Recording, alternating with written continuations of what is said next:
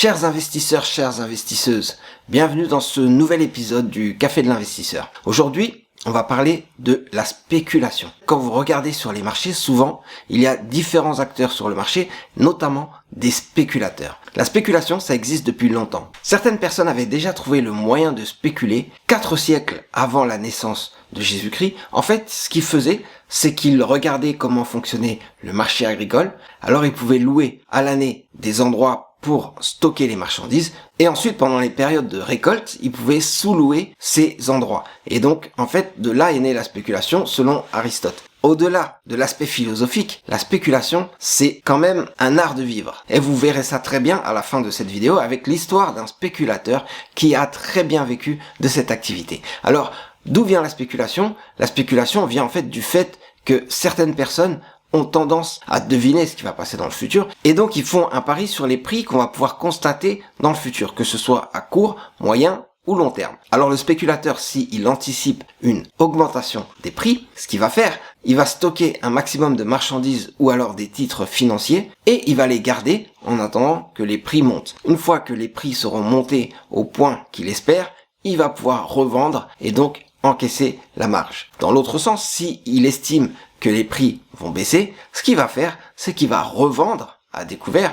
Rappelez-vous de cette vidéo sur la vente à découvert. Il va revendre à découvert et ensuite il va racheter à la fin. Donc c'est plus facile à faire avec des produits spécifiques comme sur les marchés à terme, mais avec ça, ils vont dégager des marges. Et si vous regardez bien, il y a quand même deux facteurs qui jouent. Le temps et l'augmentation, donc la marge qu'il est possible de faire. Sachez que le spéculateur espère de gros bénéfices. Des gros bénéfices qui sont supérieurs à ce qu'il pourrait avoir s'il faisait que placer à un taux d'intérêt, par exemple, la somme d'argent qu'il a. Imaginez que avec un taux d'intérêt de 10%, vous pouvez placer 100 000 $ et gagner 110 000 $ à la fin de l'année. Pourquoi vous allez vous casser la tête à spéculer, donc à acheter des marchandises pour 100 000 $ si c'est pour gagner que 105 000 $ à la fin de l'année à la revente? Il faut au moins avoir 110 000 $, voire plus, vu l'effort que ça demande, vu surtout le risque, avec la probabilité qu'il y a aussi de perdre de l'argent. Si vous faites le mauvais pari, alors vous allez perdre beaucoup d'argent. Dans ce cas, vous devez gagner non seulement ce que le taux d'intérêt peut vous faire gagner,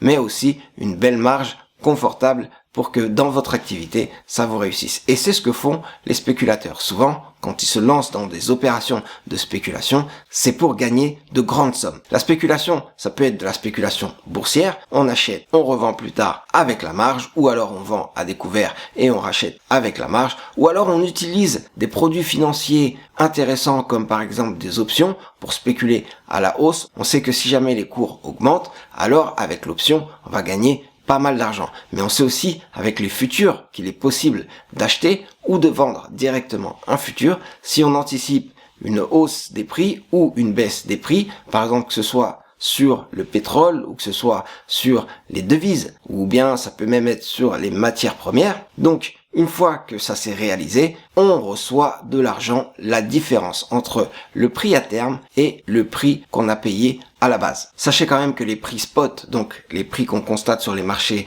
à un instant T, vont avoir tendance à repartir vers les prix à terme, où les deux auront tendance à se rapprocher au fur et à mesure du temps. Donc le spéculateur, lui, a intérêt à faire le bon pari pour qu'ensuite il puisse déboucler sa position avec de l'argent. Tout comme s'il fait un mauvais pari, il va pouvoir déboucler assez vite s'il se rend compte que ça marche pas pour perdre le moins d'argent possible. Du coup, c'est préférable quand on est spéculateur de faire jouer l'effet de levier et de ne pas se tromper pour gagner beaucoup d'argent. Sinon, on peut perdre pas mal d'argent ou on est obligé de couper ses positions. Alors il y a la spéculation boursière, que ce soit sur les titres ou sur les matières premières ou alors même sur les devises, mais il y a aussi la spéculation agricole. Vous pouvez acheter des denrées agricoles et les revendre quand elles sont plus en plus rares, et ça vous fait aussi des bénéfices, ça vous fait aussi de l'argent. Dans l'autre cas, il y a aussi la spéculation immobilière. La spéculation immobilière, certaines personnes le font, certaines le font sans faire exprès, mais d'autres font exprès. Donc ils achètent par exemple des terrains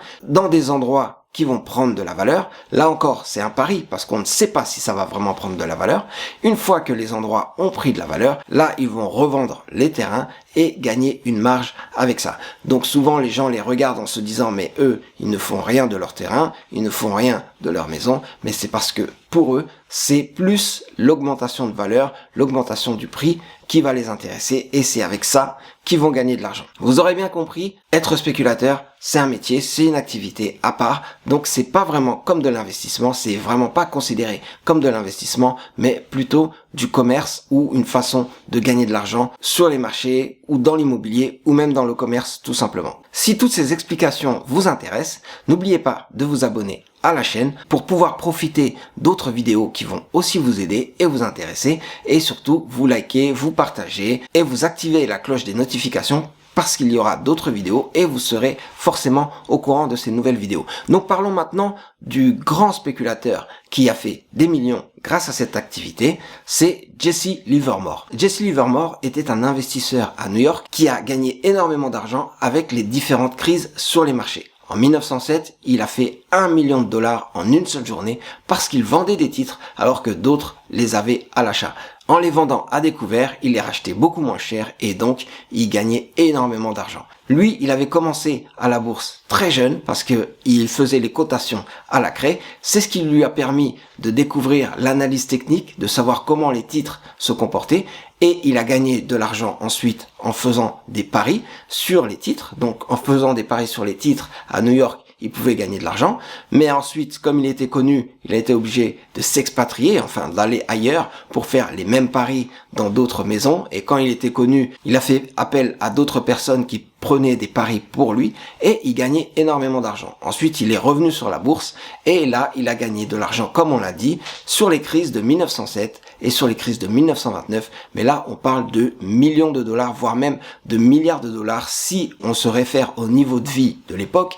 C'est des milliards de dollars qu'il a gagné avec les différents cracks boursiers. Vous pouvez trouver son histoire dans le livre intitulé Mémoire d'un spéculateur, Jesse Livermore, un grand spéculateur, un spéculateur très connu, et en lisant cette histoire, vous allez tout comprendre sur la spéculation. Voilà une histoire intéressante sur une personne qui a gagné énormément d'argent avec la spéculation. Retrouvez-moi sur d'autres vidéos et d'autres thèmes sur l'investissement. Donc à très bientôt, c'était Serge Aliwania pour le Café de l'investisseur.